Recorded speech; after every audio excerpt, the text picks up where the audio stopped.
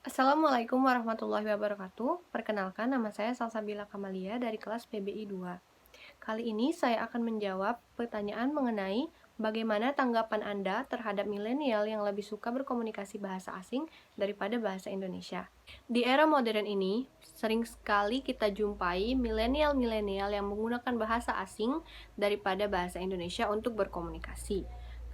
Apalagi di era globalisasi seperti sekarang ini, bahasa Inggris dan Korea menjadi sangat dominan untuk milenial dalam berkomunikasi sehari-hari.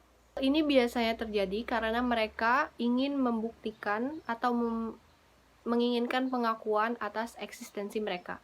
Jadi, jikalau suatu generasi tidak menggunakan bahasa asing dalam berkomunikasi, mereka dianggap tidak gaul dalam hal tersebut. Dan itu sudah menjadi pola pikir kebanyakan milenial saat ini. Kepopuleran bahasa yang saat ini digunakan sangat didukung oleh keadaan masyarakat Indonesia yang ingin tahu akan hal baru. Selain itu, peran public figure juga sangat mempengaruhi pemakaian bahasa di kalangan milenial saat ini. Masalah ini akan menjadi sangat serius jika kita tidak mempedulikannya. Ditakutkan nanti para milenial akan melupakan jati diri mereka sebagai bangsa Indonesia. Oleh karena itu, diperlukan pendidikan sebagai salah satu cara dalam memupuk lagi kecintaan para milenial terhadap bahasa Indonesia. Ini akan menumbuhkan rasa ingin tahu dan penasaran terhadap bahasa Indonesia sehingga mereka ingin mempelajarinya lagi lebih dalam.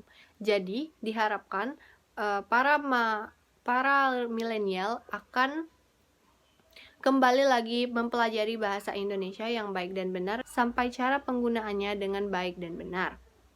Public figure pun harus ikut serta dalam melestarikan bahasa Indonesia atau menggunakan bahasa Indonesia baik dan benar dalam sosial media ataupun acara-acara yang akan ia ikuti. Karena public figure merupakan contoh bagi masyarakat Indonesia dan kalangan remaja. Terakhir, para orang tua pun harus ikut serta dalam melestarikan bahasa Indonesia ini, karena tidak sedikit orang tua yang ingin anaknya fasih dalam bahasa asing, namun melupakan bahwa bahasa Indonesia juga merupakan salah satu bahasa yang harus dikuasai.